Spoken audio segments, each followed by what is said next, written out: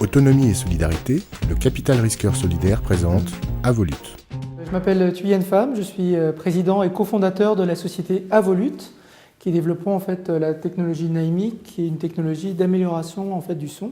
Vraiment, nos technologies, ce qu'elles peuvent faire, c'est qu'une fois installées sur ces appareils, en fait, elles permettent de corriger l'audio, donc faire croire qu'on a des enceintes plus grandes et de meilleure qualité. C'est-à-dire qu'on vient leurrer votre cerveau, faire croire, alors qu'on n'a que deux enceintes devant soi, que vous avez du son sur les côtés, à l'arrière, ou devant, au-dessus, en dessous.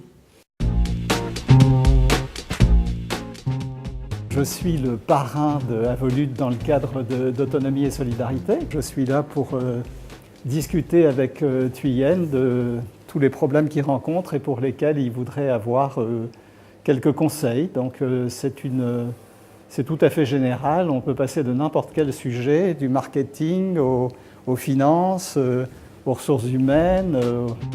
Et comment avez-vous rencontré Autonomie et Solidarité ?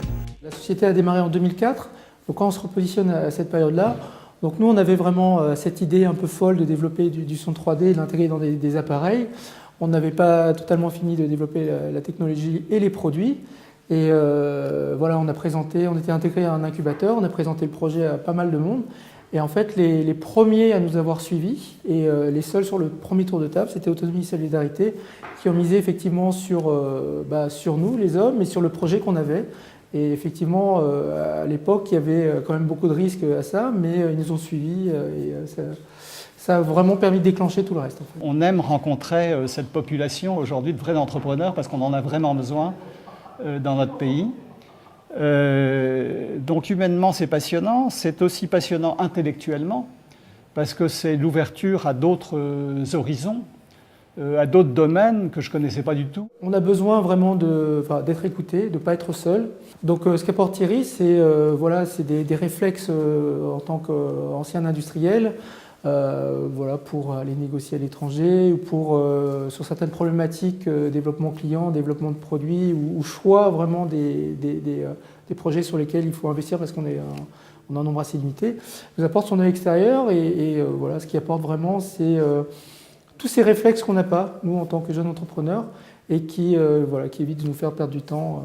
J'essaie de comprendre, je pose des questions, et le fait de poser des questions, peut-être que ça aide Thuyen à clarifier certaines options ou certains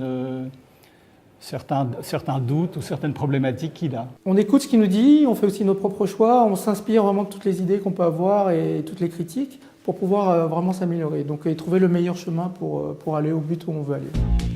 Et comment voyez-vous l'avenir ?